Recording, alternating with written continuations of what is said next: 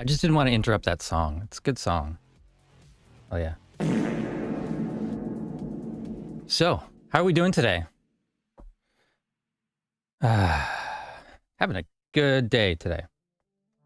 Good coffee, lots of new gear, having a good time, lots of stuff to talk about. How are you?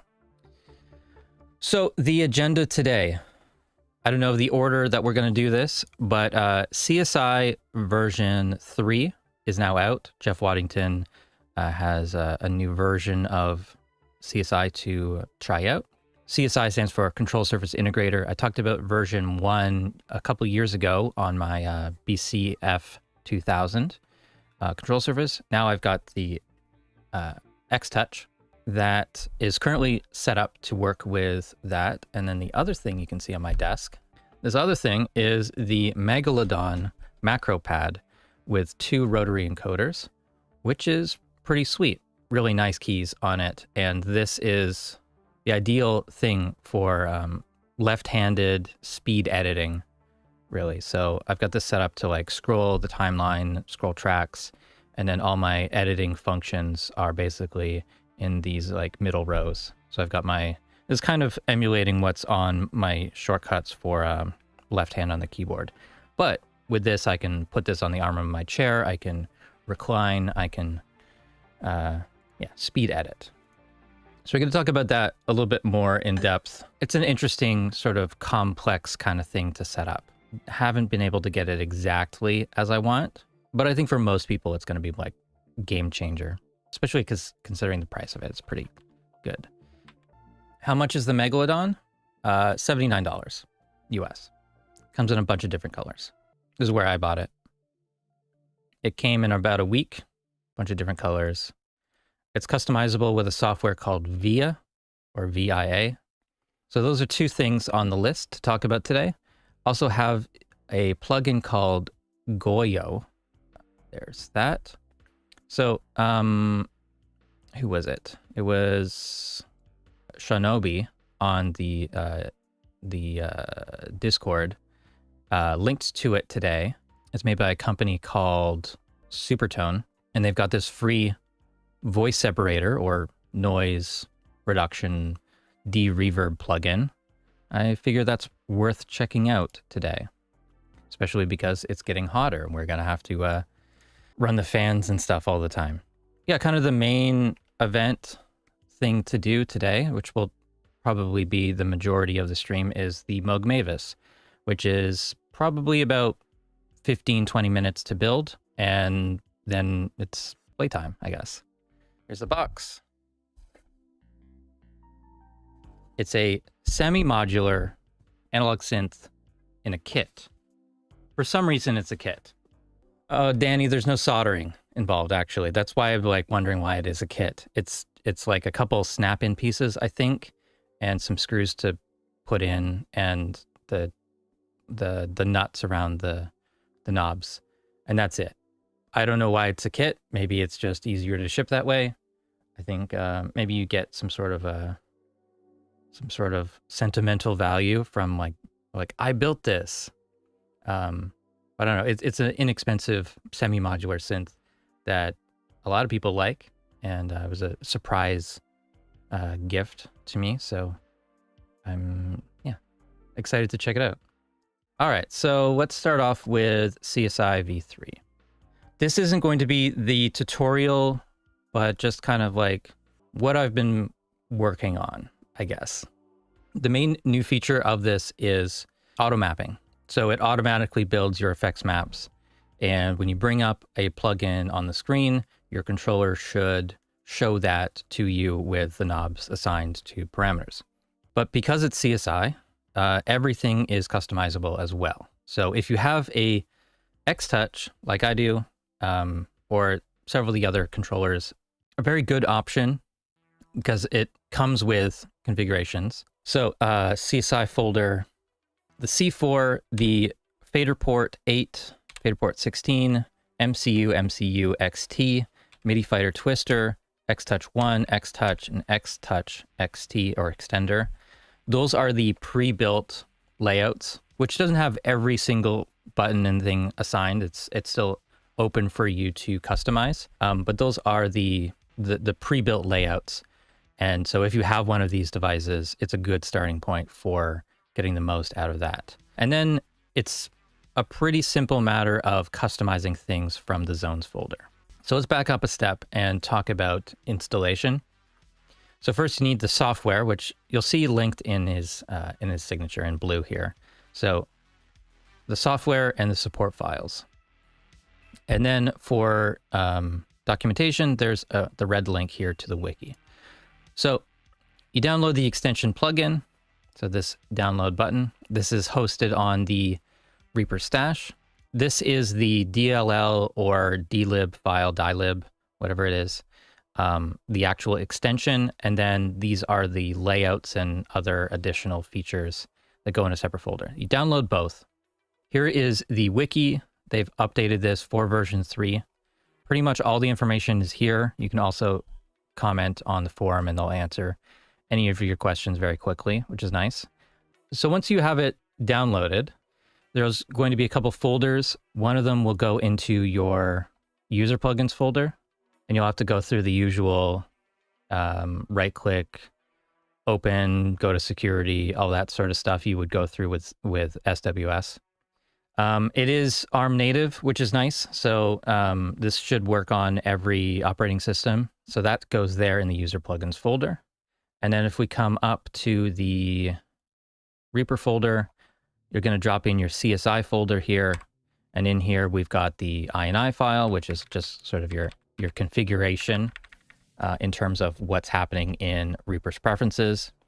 There's the a couple extra files for the effects settings. The surfaces page or folder has 2 folders, one for MIDI and one for OSC devices.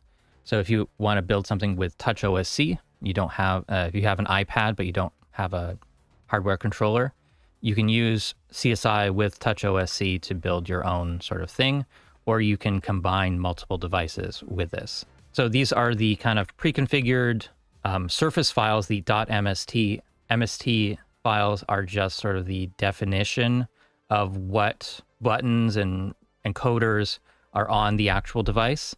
They don't link to anything. It's just like, these buttons exist. These are the MIDI commands that it outputs. And so expect to see those functions or expect to see those messages. That's the surfaces folder. Then the zones folder is where you'll do your actual customization. So there's the Xtouch folder here. Buttons.zon is the main thing where you are configuring what buttons do what. So if there's a button on here, like the shift button, like the global view button, any of the buttons here, that's kind of where they're configured in kind of the home view. So like the default behavior of any of the buttons here, whether they're held down, tapped, any of those things, that's going to be configured here. And then there's multiple modes. So in the home mode, the buttons is controlling what those things do. And then the other things like the focused effects param button, the effects layouts, or in associated zones, there's a selector track view and sends view. Different views, which on the Xtouch is controlled by these buttons up here, go to different sort of settings. And then all the buttons can be kind of overridden or have an additional sort of layer of functionality. Auto-generated effects zones is each time you add in a plugin, CSI is going to generate a layout file for you. And so if we look at this, we can open any of these in a plain text editor. I've got Sublime Text here. It just automatically fills in a lot of the things for you. It is an auto map kind of thing. So it knows that there are 8 encoders on my device, so it puts 8 parameters there. And then if I hold Shift, I get another 8. If I hold Option, I get another 8. If I hold Control, there's another 8. Then I can hold Alt, and there's another 8. This particular plugin has a lot of like MIDI-specific things, not a lot of actual parameters. So let's try to find another one that has maybe a better layout. Super VHS. I'll open that in Sublime Text. Yeah, so Heat, Wash, Drift, Magic, Mix, Output, Static, Shape. And then on page 2, there's Bypass, Delta, what that looks like on the controller. So if I pull up Super VHS, the first 8 parameters are laid out on the knobs.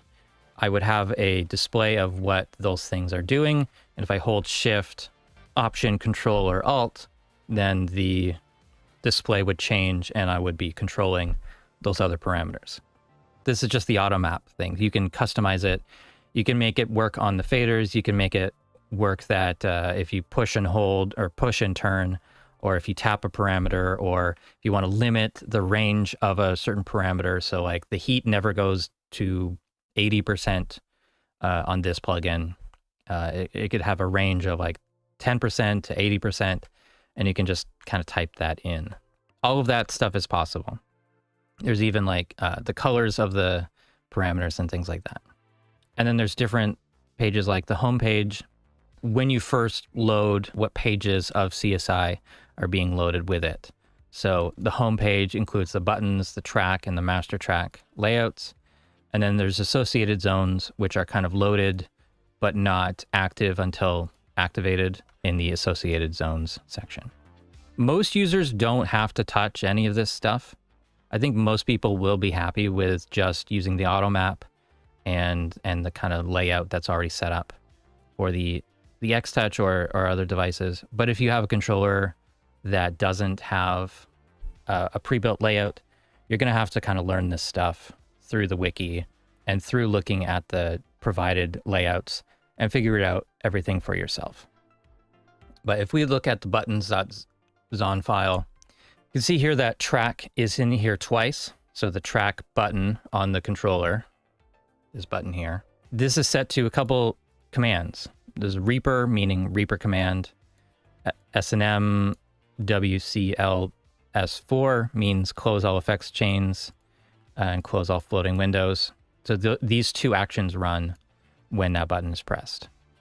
Sorry, it's actually there 3 times. First, it goes home, and it also closes all effects windows. Pan button goes to, will set a layout for VCA tracks. So the faders will only show if they're a VCA. The EQ button will go to select the tracks layout. Global plus EQ will go to folder. So any button can actually be a modifier as well, similar to like the shift buttons and things like that. Adds a lot of flexibility, maybe some more complexity, maybe hard to learn it, but doing a couple mixes and trying to figure out which functions you use and which functions are missing is really where you'll become comfortable with your controller and the CSI layout. It's one of the easier ones to customize, I think. I've almost given up on trying to relearn. Is it possible to open 2 mixers at once? There's only 1 mixer in Reaper. There is a script from Heda, H-E-D-A, which has a second mixer, so you can have a second view.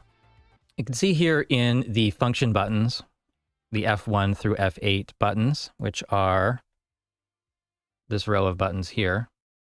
Only a couple of them are actually assigned to actions by default. So if you got an X-Touch, you load this layout, you're going to have to assign these. So one comparison here to the built-in Reaper MCU configuration, which would be the first video in my series on control surfaces with the X-Touch. Unassigned actions were available to assign through the action list, but in CSI, you do need to explicitly write them into this config file. Track auto mode, you see that some of these aren't actually like Reaper command IDs like this one is. Some of these are kind of just like built-in functions of CSI that are kind of just pre-configured. You just name them and they do the thing. Finding those global functions, you will have to go through the wiki here, and that is in the action reference. So if we go to track auto mode, here's what those things actually do. Alt plus the latch button is, they're saying, is latch preview, but I'm just going to take note of mode number 5 is global auto mode 5 is here, or the group button. That's kind of where I expected that button to be. So if I'm in Reaper and I press the group button on the controller, press the group button on the controller, the selected track switches to latch preview mode. I can go to trim mode, write mode, latch mode, touch mode, read and write or read off mode. Pretty simple stuff, but helpful.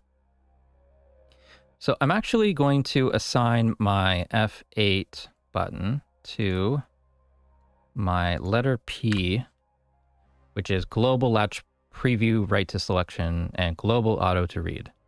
So I'm going to copy this command ID and then go to the Sublime text file and go to the, let's change F8 to Reaper space command ID. I'll give a comment, which will be the name. Nope, that was the wrong one. Copy text, paste. I'm going to save this file, and then I need to run an action that will refresh control surfaces. Control surface, refresh all surfaces. And you should see on the controller that everything like shuts off and then immediately comes back. And now that file is reread, that action is assigned. So what that will look like is pressing F8 sets the project to global latch preview. All tracks are now ready to write automation, or they're automatically assigned to latch preview mode. If I make a selection, make a change on any number of tracks, right? I'm just changing the entire mix here. If I press P again, it's going to write all of those changes to those tracks. I'm going to undo that because I definitely don't want to change my mix that drastically. That's a function that I use all the time. That's something that I would want on F8 or any of the function keys, and it is that simple to actually make a change and implement that into CSI. There's the kind of the default track layout. So I've got the drums on track 1. I've got a pad from the mini log here. I can solo this. Press play. I can switch tracks that are soloed.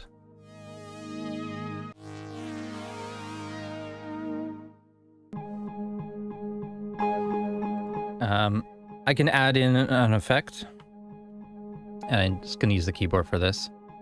So this is the chorus June 6. Let's see if we can do this without touching the mouse here. All right, select and then plugin view. And now it says chorus. I'm going to press select. No, I'm going to press the button. And I can turn it off. Oh, I've got last selected effects on here. Is that changing? It's not changing. Mode 1. Okay, so there's the modes.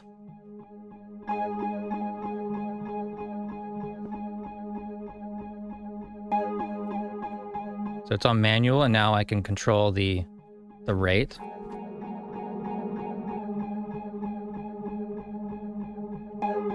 Holding shift, I get a few other parameters like in the mix control.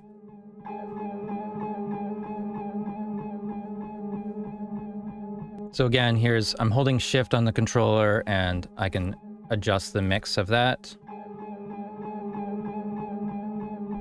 Arturia plugins have a lot of like hidden parameters. Most of them not too useful, but manual, there's the rate controls.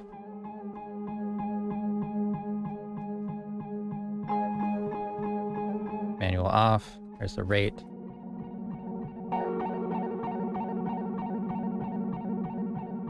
Well, this may be a situation where we want to go to the button layout. That's the word. So we'll go to the auto-generated layouts, which was somewhere. There it is. Auto-generated effects. I am blind. There it is. Okay, so we'll load this into Sublime Text, and we'll just tweak this so that the things that are unused just don't get shown. Interesting, there's like preset management and stuff in there. Program changes. So all of these I'll just delete. Parameter 6 was depth. So we can rename this. I could just take away the word manual. And yeah. All right, so I will save. Oh yeah, the original parameter numbers looks like they're all listed here as sort of a reference. There's a lot of MIDI shit that's not useful. But for now, I will save that, close that, come back here, refresh my control surface, which was Alt F1, I think. So now if I go to the plugin button, oh, select the track, plugin button, there's my chorus. No, don't press that. Press this. Now these are renamed. So I've got rate, sync rate, or regular sync. Depth is here. Maybe I would want to actually move this parameter so it's over here, and the lesser used ones, if I want to change that, that's actually very easy. That would just be a matter of reordering these. So instead of parameter number 6 being sync rate, I can make that one the depth. I don't care too strongly about it for this example, but sometimes the parameters are just spread across multiple pages, and you want your first order retrievability to be the first 8. You can do that. There's modifiers, yeah, like this. So if you want it to be like fully to the left, it's sending 0, and fully to the right, it's sending 1. It'll just be like 2 steps. I think this is exactly what we want for this parameter. So the auto mapping thing isn't going to catch things like that, where if there's only like only 2 modes. I think I just need to do this. 1.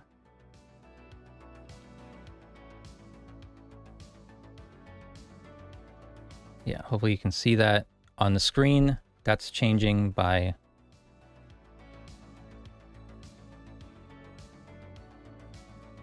I'm turning at a fair distance, but not as much as it was.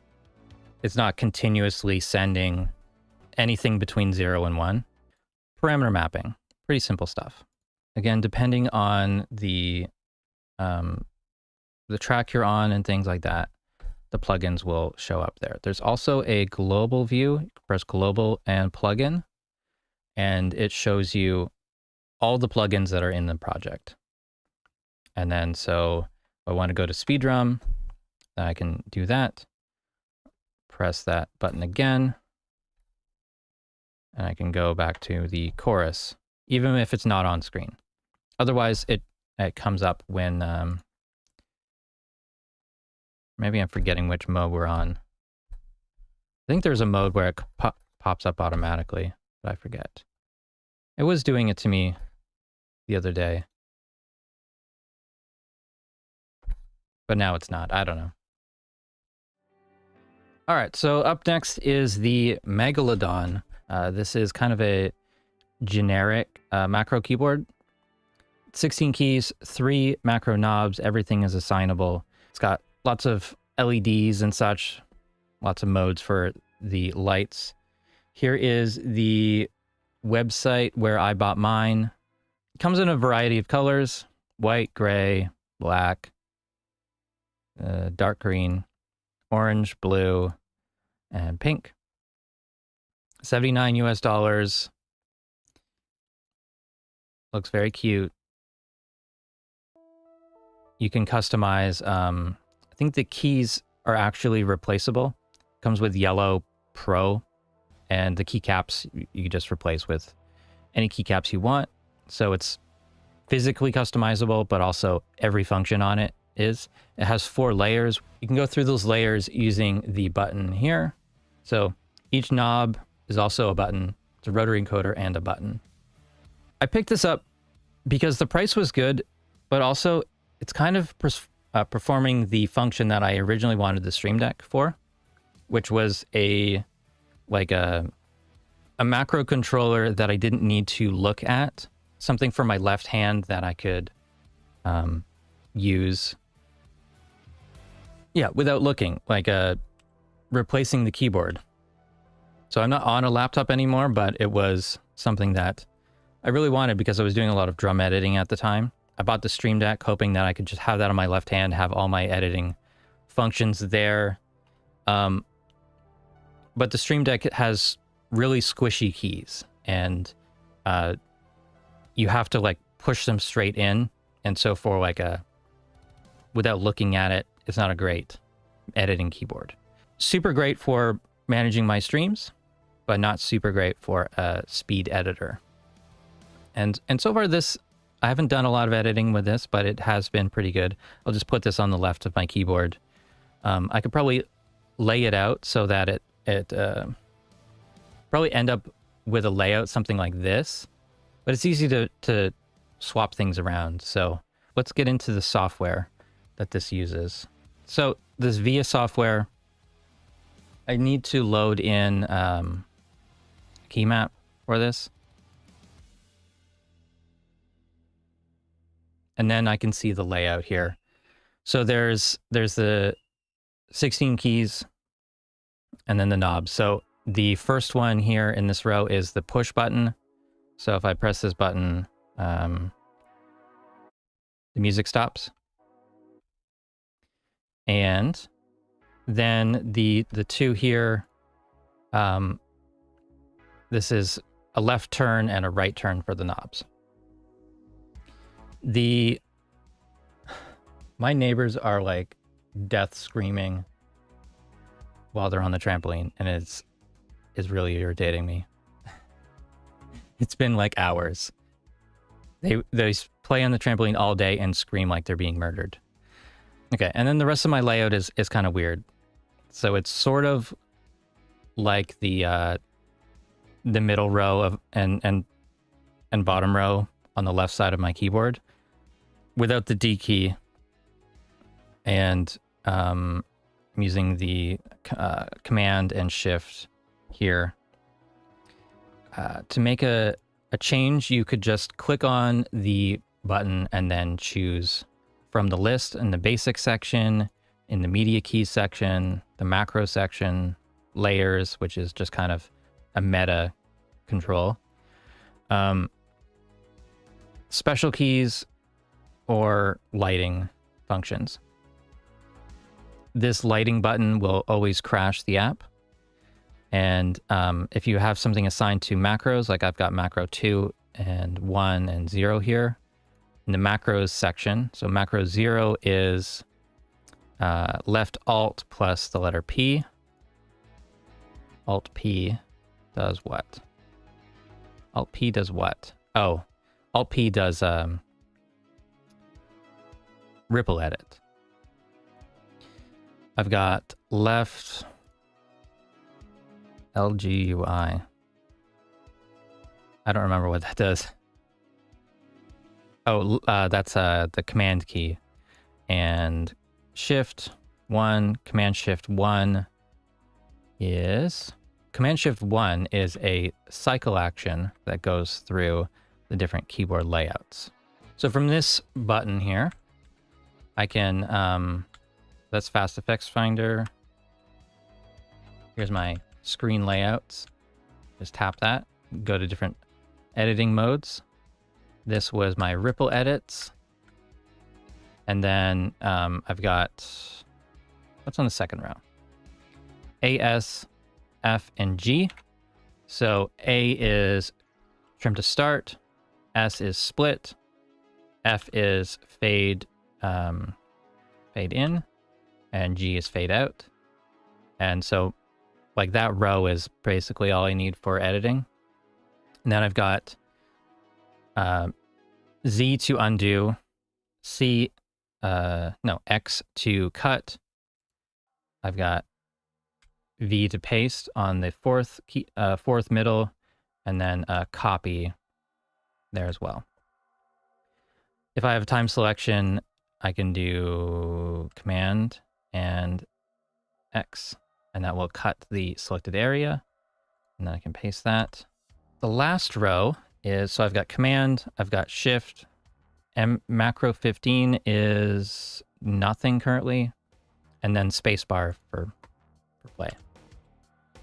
So that's all good. On the knob, I've got scrolling, like scrubbing, I guess. Scrolling the timeline. Doesn't actually move the cursor. This is something. Page up and page down is on the right controller, and mouse wheel up and down is on the left. So these are going to do similar things. I have a bunch of tracks, so this is just scrolling the view, and then page up and page down is like a quick one.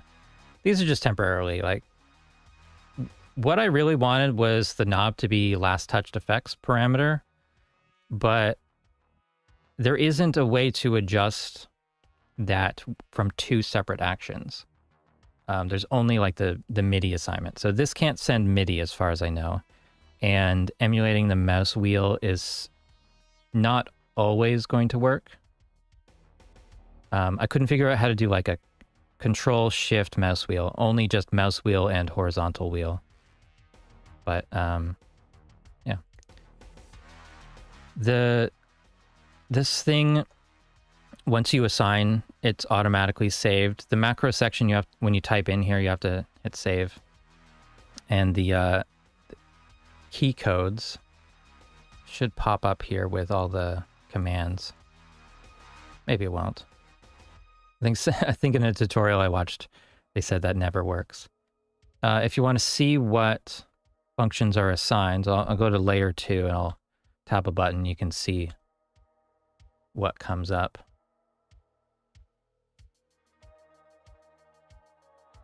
So I guess my 1, 2, and 3 layouts are the same because there's nothing assigned.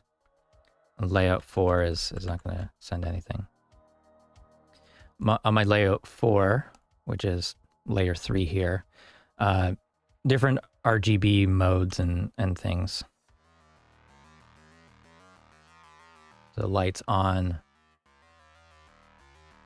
increase saturation, change the speed.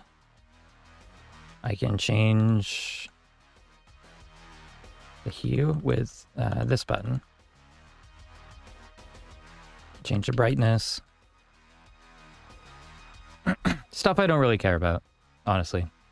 But a lot of people like to have all of their RGB stuff, the same color themes. So I'm only a couple days into using this, maybe 2 days. It helped me a little bit with editing the last live stream edit. But yeah, other than that, I like having that dedicated button for pausing the music. That's been helpful. When I first got it, it was set up with the main knob as volume. But for Reaper, I think scrolling works well. I don't know. To be determined where I'll end up with that. But I really like the feel and the sound of the keys. That's super nice. I'd really like to get that knob on last touched effects parameter, probably. Or maybe have a modifier and adjust track volume or something like that with that. That'd be cool.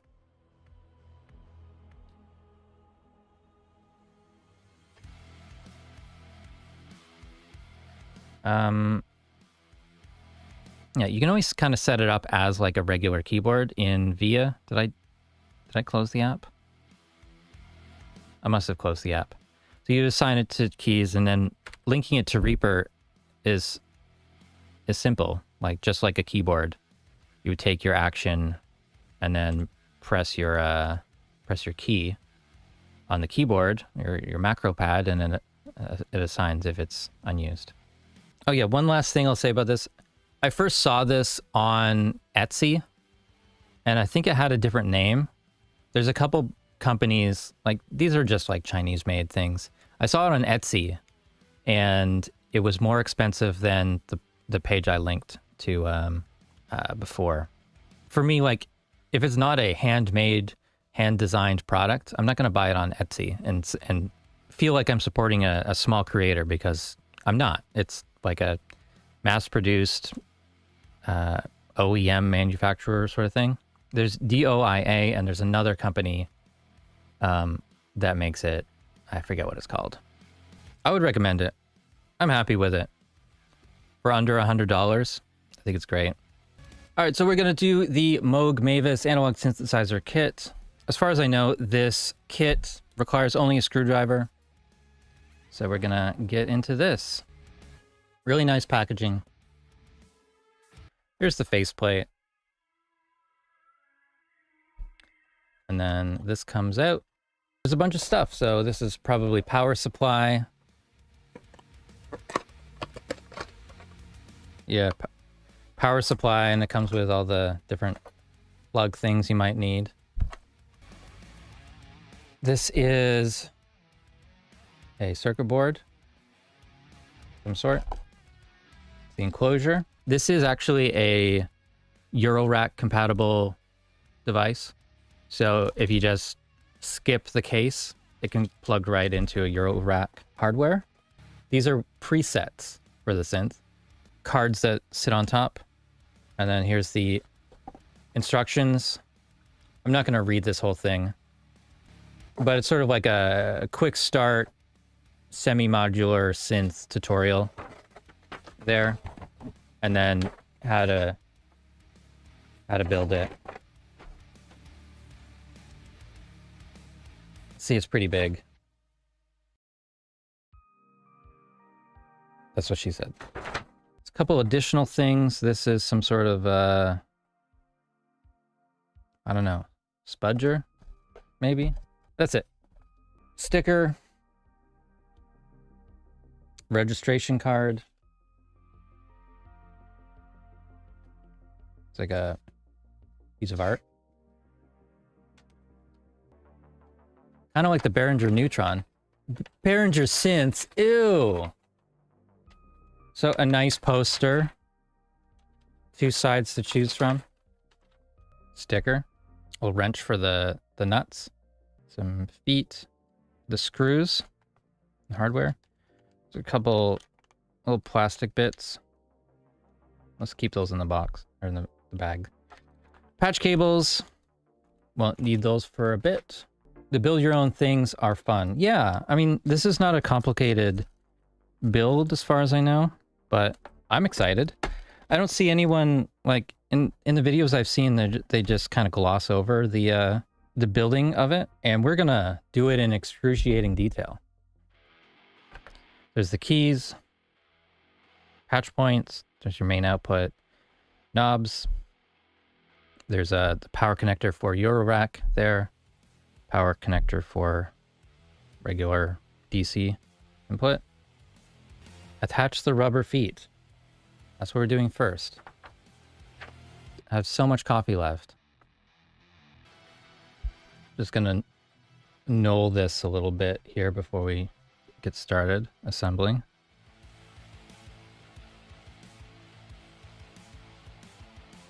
I'm putting these on crooked on purpose. Definitely on purpose. Step 2, secure PCB to front panel.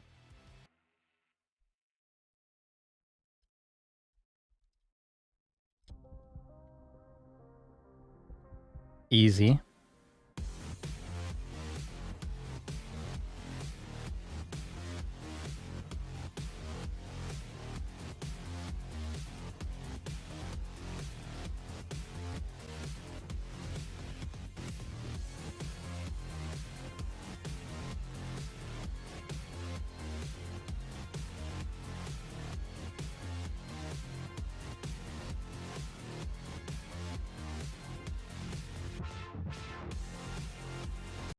The next step is mount assembly to chassis. Make sure that the PCB panel lines up with the power jack, and then use the 8 screws. All right, we're already putting it in the box. There's not a whole lot to this build. It's actually smaller than seemed in videos. That's it. I got 1 extra screw. All right, so next step is securing the patch bay. So putting that on, and then there's a thing this way.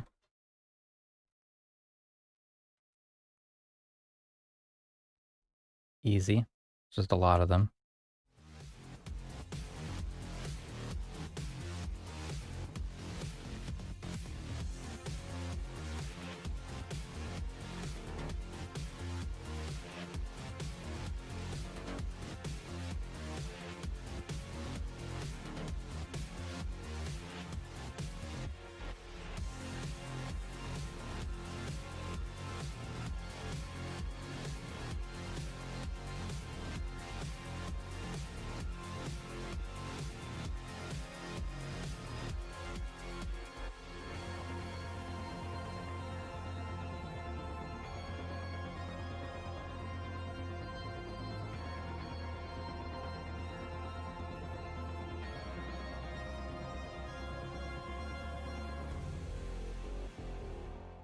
The last thing is the light pipe.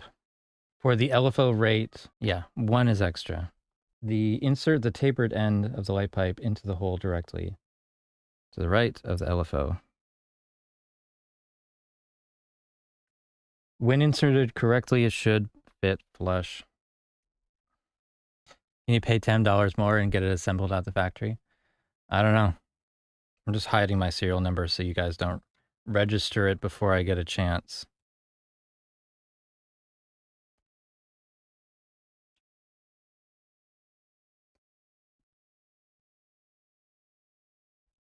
Danny, you'll miss out on the personal connection you make with your synthesizer by assembling it yourself. Okay, so we should hear it now.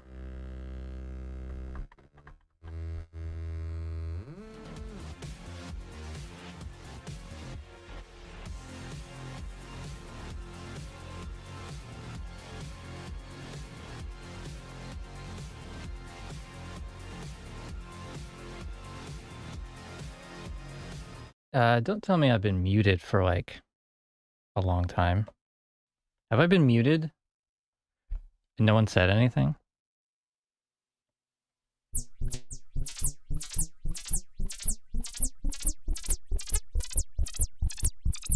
You may have only been hearing it out of the speakers.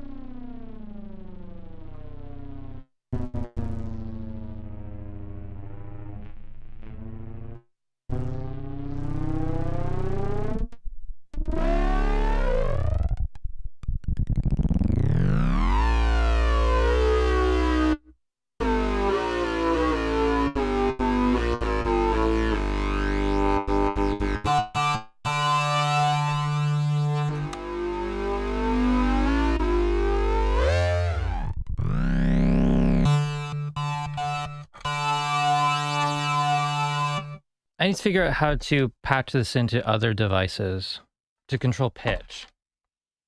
That's got to be this one.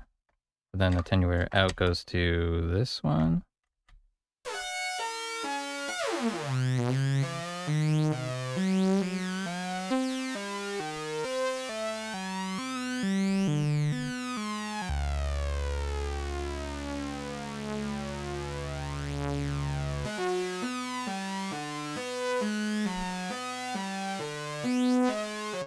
Okay, let's see if I can get the poly D to output. Can't quite reach. Damn it.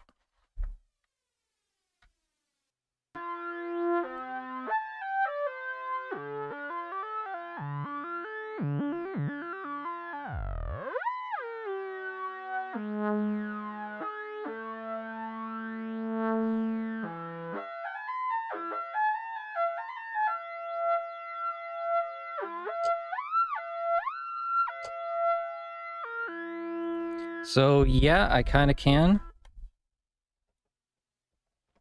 But then I need another cable for, what's it called?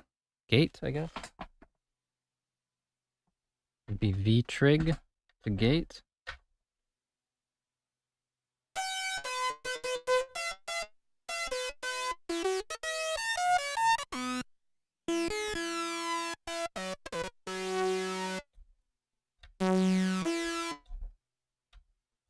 Yeah. You guys can't see this at all, but oh well. I just don't have long enough cables.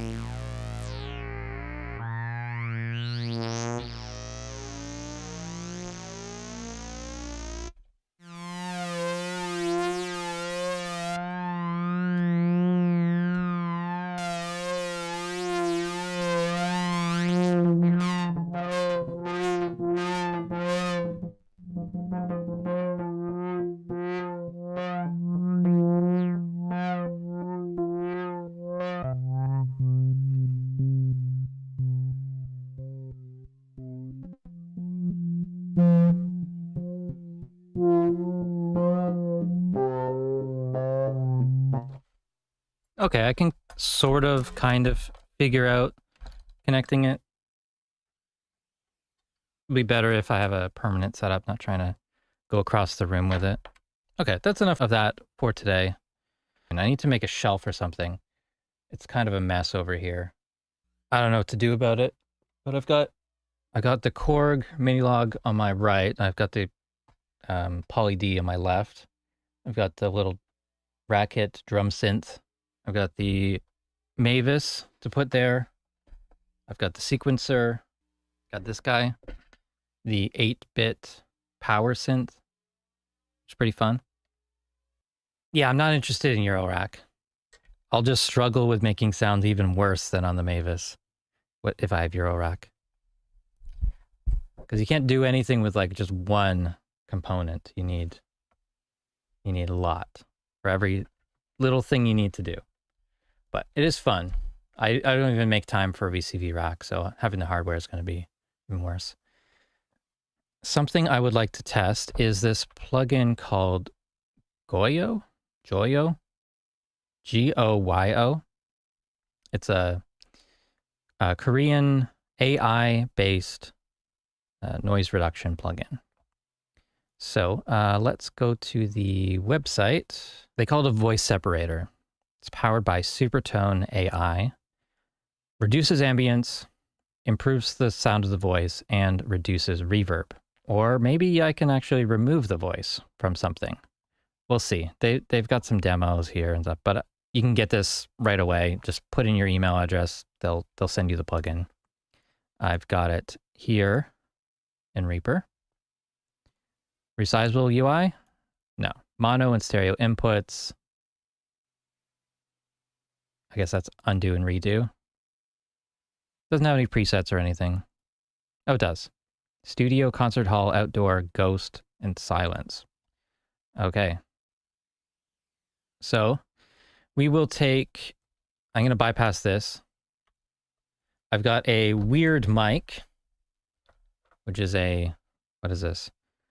A AKG D510B, the dynamic gooseneck mic. It's, it doesn't sound amazing or anything, if I recall correctly. Yeah, it needs all the gain. It needs all the gain to get this going. So let's just record a demo of this microphone and see if this AI generated noise reduction plugin actually works better. Turning this plugin on, what do we get here with the default settings? Let's just record a demo of this microphone and see if this AI generated noise reduction plugin actually works better. And let's turn this voice control all the way down.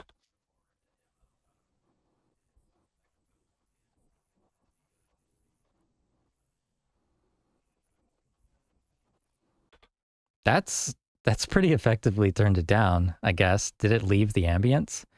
Let's crank up the ambience.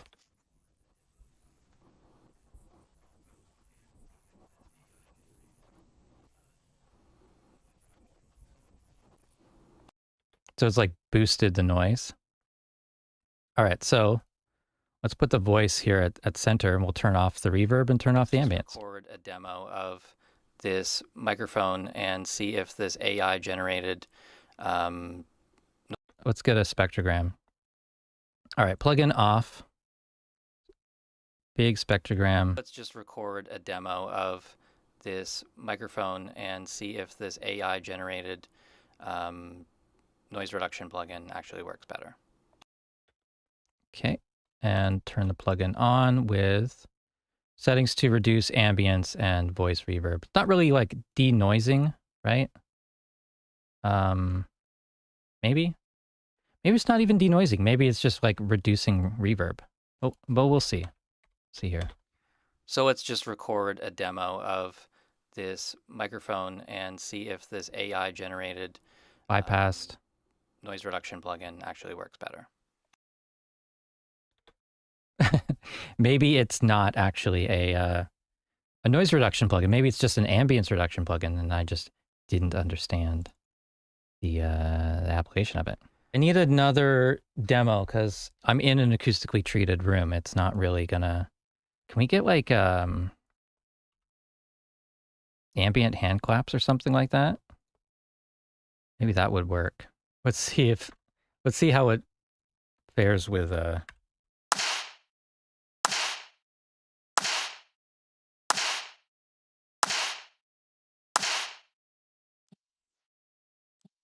Okay, so it's not detecting it as speech.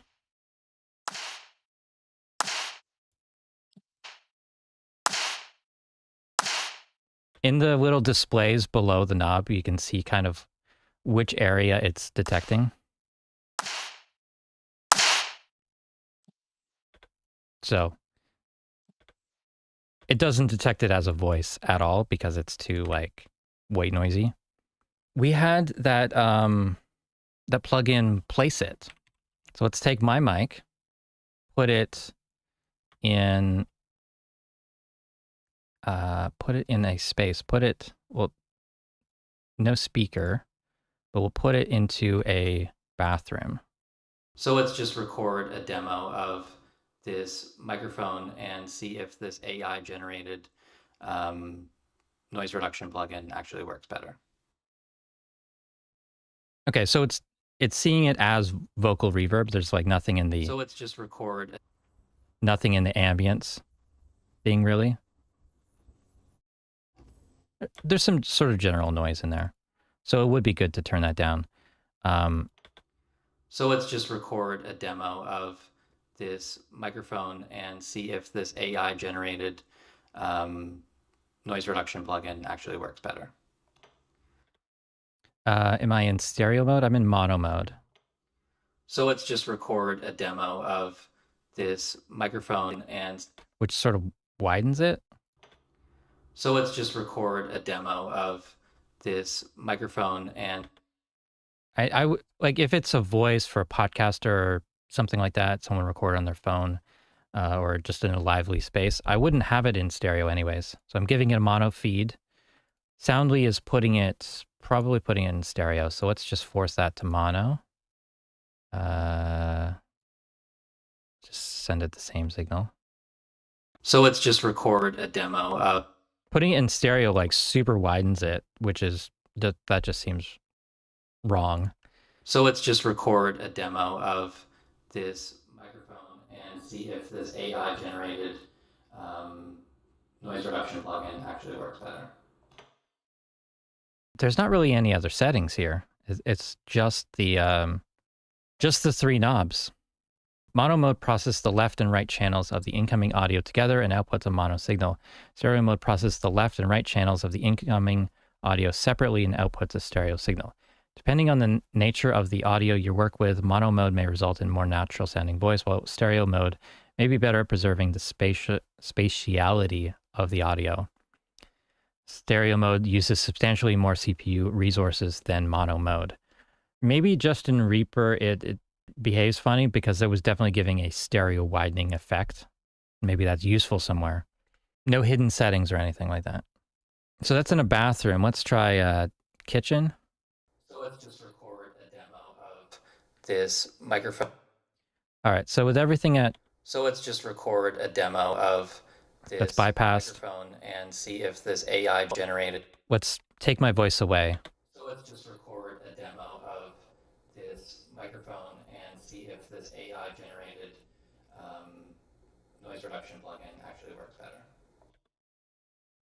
better. Davi, does it work on recording or also as a live effects? They recommend a buffer size of 256, I think I read. 256 and above, so probably not for real-time use. Let's check the latency. It's pretty high. It's FFT based, 1400 samples, so you wouldn't want to use it in real time. The natural reverb of your room. There's like not enough reverb in here to demo it today, so we're using the Placeit plugin to put my voice into this space. So let's just record a demo of this microphone and see if this AI generated noise reduction plugin actually works better. It's pretty good. I would say it's pretty good. We should compare it to, I think I have the de-reverb, yeah. Okay, so I don't have the latest version of Isotope RX, and I don't have the Dialogue Isolate plugin, but this has been helpful from time to time in the past. So let's start this off at 0 reduction. So let's just record a demo of this microphone and see if this AI generated noise reduction plugin actually works better. So this is Isotope's non-AI based de-reverb thing, which is a multi-band expander or something. And it works pretty well. So let's just record a demo of this. But it still has lots of artifacts. And so with this one. So let's just record a demo of this microphone and see if this AI. This one doesn't improve the sound of the voice. You can adjust the balance of it, like increase the volume of it compared to the reverb. But at 100% no reverb on this, let's turn the ambience down. So let's just record a demo of this. I'll bypass it and see if this AI generated. It's doing a pretty good job of removing this fake reverb, just no effort here. So if we just took the default settings with everything at 0 and then hit solo on the voice.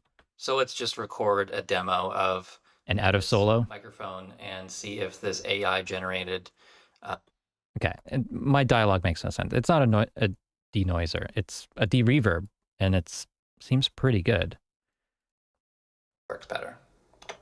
So here's the Isotope one again. Of this microphone and see if this AI generated noise reduction plugin actually works better. So let's just record a demo of this microphone and see if this AI generated noise reduction plugin actually works better. So here's the Delta solo of the de-reverb plugin. So let's just record a demo of this microphone and see if this AI generated at 100, like 20 dB reduction. So let's just record a demo of this. Let's max it out every setting. See if this AI generated noise reduction plugin actually works better. It's kind of choppy and stuff. Works better. So let's just record a demo of this microphone and we should see if that if this is all at flat. So let's just record a demo of this microphone and see. It does seem to do something even when it's like off. Works better. Works better. So let's just record a demo of this, which maybe is just the what do you call it? Delay compensation not quite working right. If it's FFT based, it's splitting the signal into thousands of separate bands and then manipulating each band individually. Sounds like a walkie-talkie without the static. Yeah, I think it's just that this vintage mic that I'm using for the demo. So I've got the 635A. I'm gonna plug that in. Check, check, check, check, check, check, check, check. This is the 635A omnidirectional dynamic mic. I'm probably not gonna get an echo unless I'm clapping or something. Check, check, check, check. Check, check, check, check, check. Okay, so it's going through a really quick delay. I don't know if it's gonna handle this. I'm on the 635A with a delay pedal, and we're gonna see if this software can handle this really short echo kind of effect. All right, and back to the SM7B and this screen. I'm on the 635A with a delay pedal, and we're gonna see if this software can handle this really short echo kind of effect. I'm on the 635A with a delay pedal, and we're gonna see if this software can handle this really short echo. I think it does improve it a little bit, but it's yeah, that's definitely a harder challenge for sure. This is a test of the Electro Voice omnidirectional dynamic microphone at an arm's distance away, and we're going to try to reduce some room ambience in this recording. We are professionals here. I'm going to boost it a bit. This is a test of the Electro Voice omnidirectional dynamic microphone at an arm's distance away, and we're going to try to reduce. It's not really picking up a lot of. I've boosted everything that's not voice. I think it does a pretty good job of isolating it.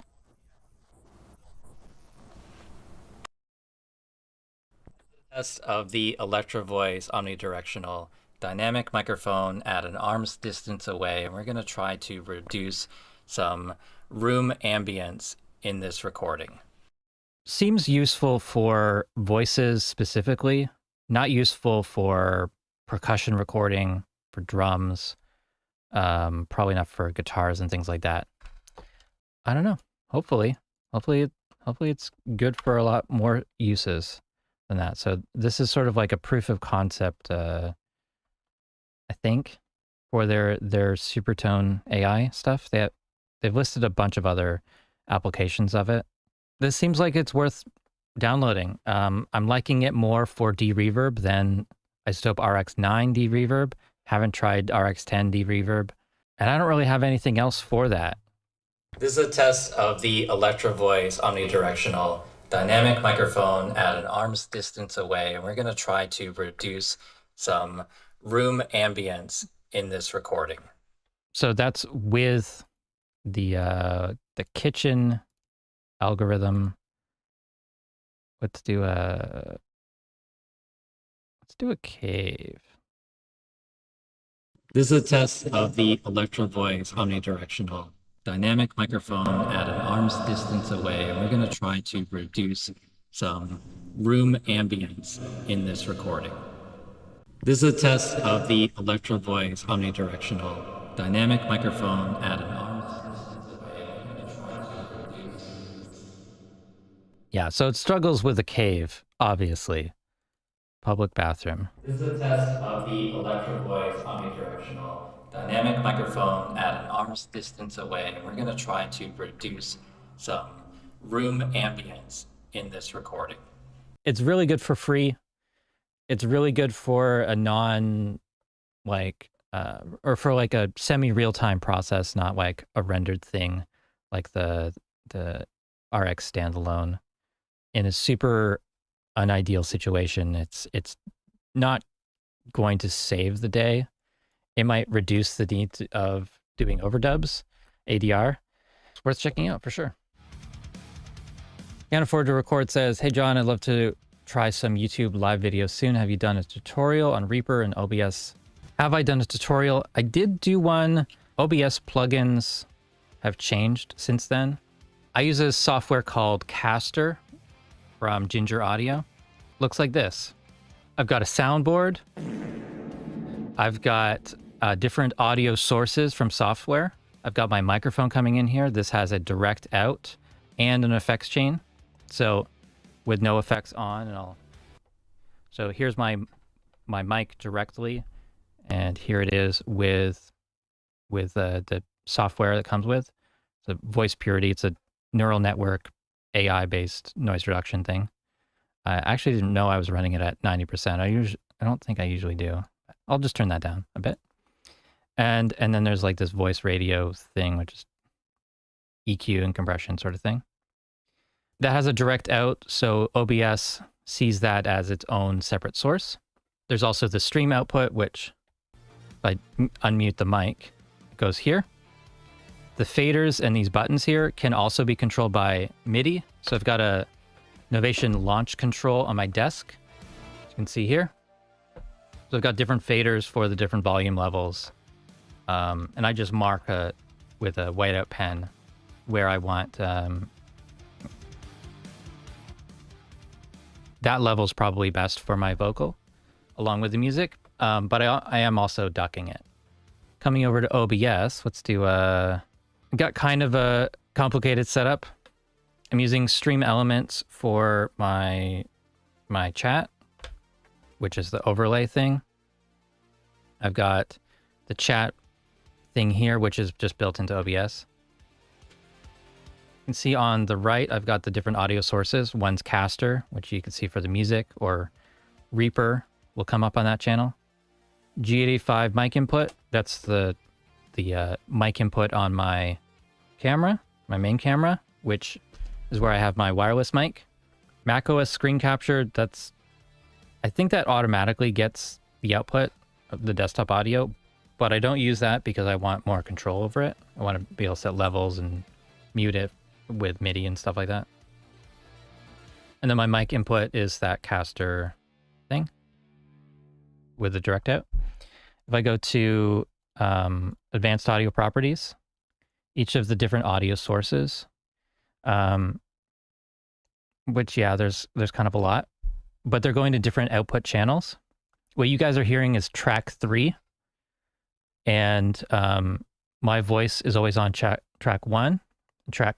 My voice is always on track 1 and 3, and track 2 is a dedicated output for like recording Reaper. I don't monitor anything except for the alert box. So super chats and the other thing, memberships, will play out my speakers. Otherwise, I might miss them.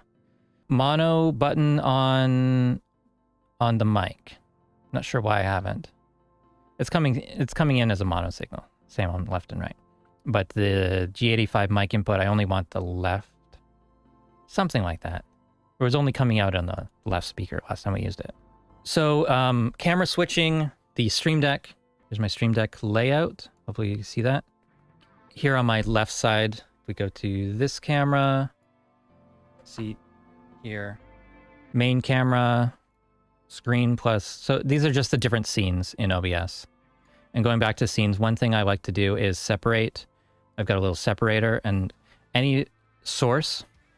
So the face cam, the cam link, the G85, these are all source profiles. This is where effects go. And then these other scenes use those as scenes. So what we're seeing here is there's the logo. I'll turn that on and off. Chat and alerts are there. Cam link. The sponsor banner, if I've got a sponsor. And the display capture. So all separate sources. They're scenes within scenes. And for me, that's been the best way to manage this stuff. I keep that on a separate monitor. I use Safari just for YouTube music so that I can have a separate output in Caster. So I can always control the volume. Oh, one other thing to show you. I set this up last week and I kind of liked it. If I go to filters on the Caster track, I've got a compressor. I can choose my mic as the sidechain source. So yeah, as I talk, the music drops down. Otherwise, with this off, the music is going to stay at the same volume the entire time. Recently, they added sidechain compression. Davi said he tried voice meter, but the latency it introduces not ideal for audio, only okay for streamers and gamers.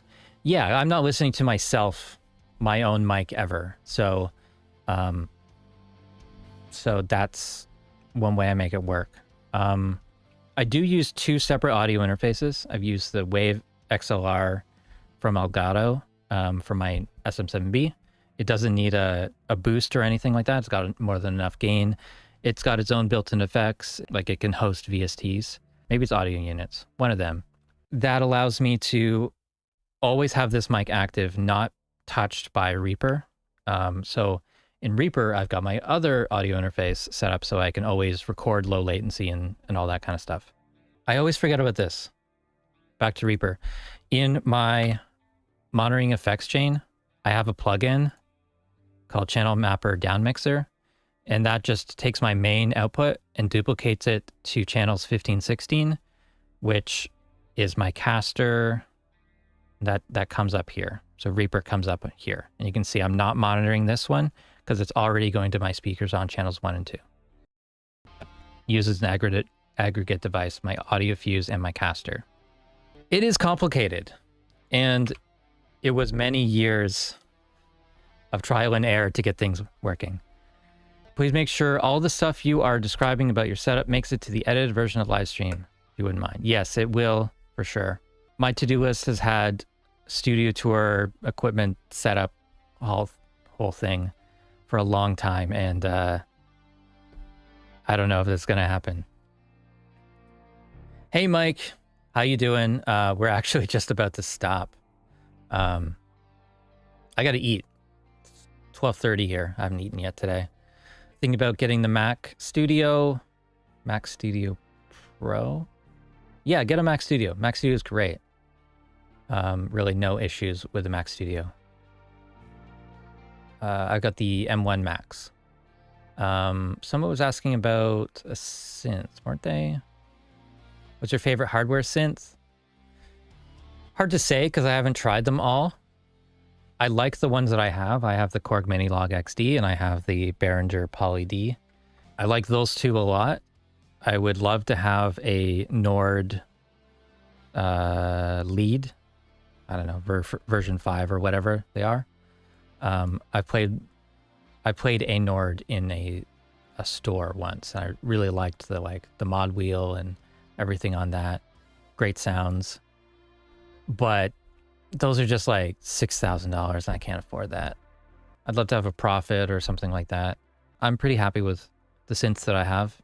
I would still kind of like to get like a Moog Sub 37. That would be a really fun synth to have.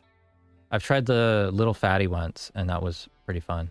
But Sub 37 is probably... It was on my wish list, but the Poly D is... I don't know. Kind of covers that mini Moog thing that it does. I think Sub 37 is digitally controlled analog, so there's presets. My studio is a mess. Had a good time today though, so thank you so much for watching. If you're not subscribed, I'm sure everyone here is, but please subscribe, like the video. Thanks for being part of the live stream.